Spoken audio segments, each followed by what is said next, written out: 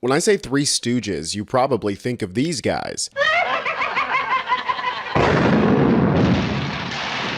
But the new Three Stooges are J.D. Vance, Pete Hegseth, and Stephen Miller, who are just as stupid and dangerous as an imbecile with dynamite, except we're the ones getting blown up instead. The three trumpeteers here got into a little run-in at Union Station today after trying to take the National Guard out for a photo shoot and a burger at Shake Shack, but their little visit had to be cut short when mobs of angry protesters started following behind them, shouting the most hilarious stuff at Trump's top henchmen.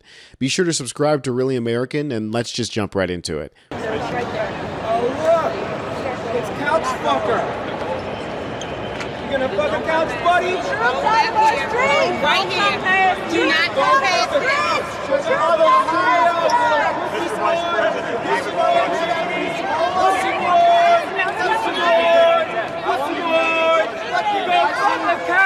Go fuck the couch, J.D. Vance. Go fuck the couch. Clearly, the protesters knew exactly what to say to J.D. Vance as he entered Union Station. The good people of Washington, D.C. know a couch fucker when they see one. After their entrance, the police and Secret Service began clearing the public hallway of Union Station in preparation for some sort of press event. But the protesters were sure to be heard being shoved out of the station.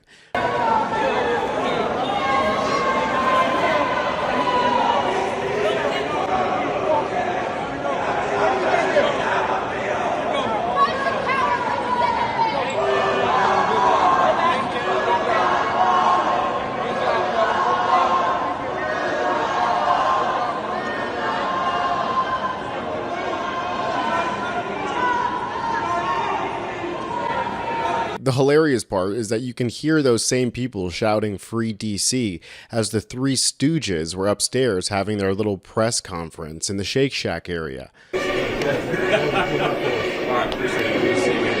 for all your help.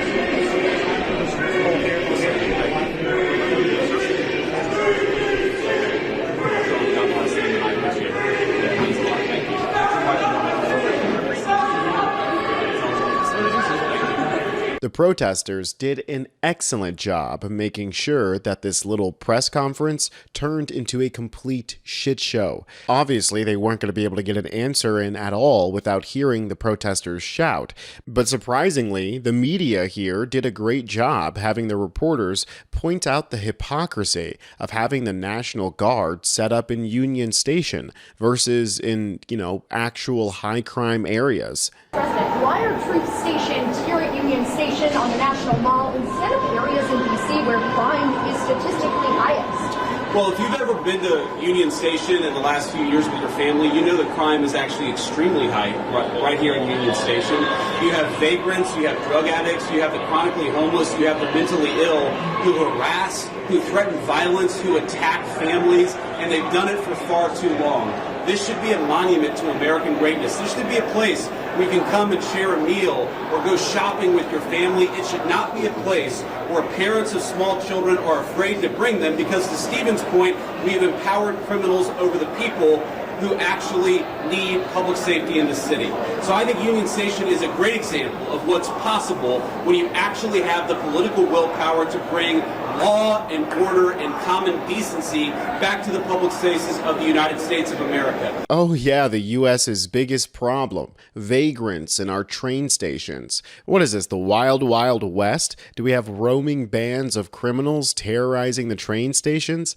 I mean, these people think we live in a Clint Eastwood movie, but only the parts where they get to gun down black people in the streets. You got to ask yourself one question. Do I feel lucky? Well, do you, punk?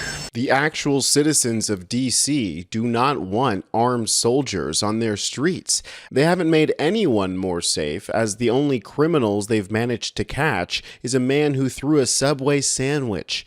Having armored vehicles like this posted around Union Station is a clear intimidation tactic, which, again, we have to remind ourselves, is the government trying to intimidate its own citizens. This is straight out of an Eastern European dictatorship. I wonder where Trump got the idea. A majority of DC residents don't support the Guard. What's your message to that?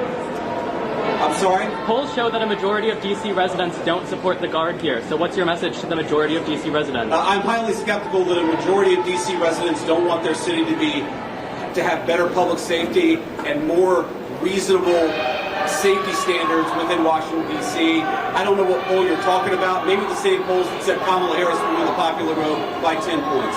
The worst of these ghouls is probably Stephen Miller. I think he's genuinely evil. He's like if a devil fucked a demon and then gave the baby fetal alcohol syndrome. His answer to the demonstrators and protesters who are clearly unhappy with his government occupation is simply to smear the American people and paint citizens as monsters who need to be controlled violently. They have no families they're raising in this city. They have no one that they're sending to school in this city. They have no jobs in this city. They have no connections to this community at all. But they're the ones who've been advocating for the 1%, the criminals, the killers, the rapists, the drug dealers. And I'm glad they're here today. Because me, Pete, and the Vice President are all going to leave here, and inspired by them, we're going to add thousands more resources to this city to get the criminals and the gang members out of here. We're going to dismantle those networks, and we're going to prove that a city can serve for the law-abiding citizens who live there. We are not going to let the communists destroy a great American city, let alone the nation's capital. And let's just also address another thing. All these demonstrators that you've seen out here in recent days, all of these elderly white hippies, they're not part of the city and never have been. And by the way, most of the citizens who live in Washington, D.C.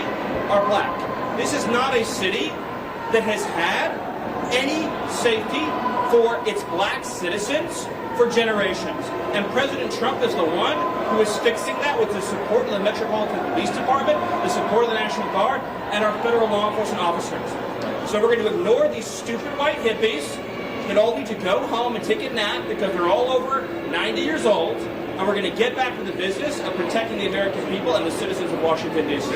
They're all unwashed hippies who don't even live in Washington, D.C.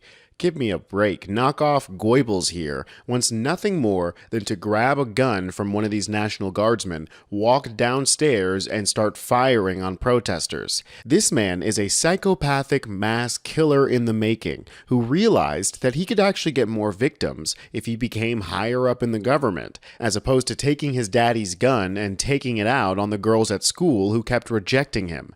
He looks like Gollum from Lord of the Rings, but with somehow even less hair and only half as charming. It's no wonder he got cucked by Elon Musk, the world's richest incel. Clearly they meant this as some sort of photo shoot stunt in order to film some propaganda with a National Guardsman at Union Station, but it didn't quite work out the way they thought it was going to, seeing as this is a massive public space, and of course, protesters are going to show up anywhere that these fascists are.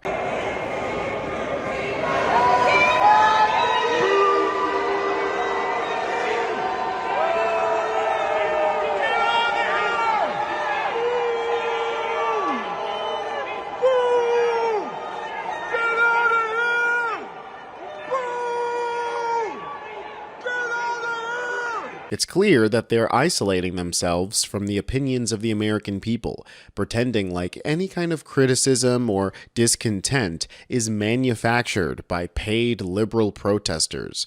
But no other administration has ever gotten so much hatred.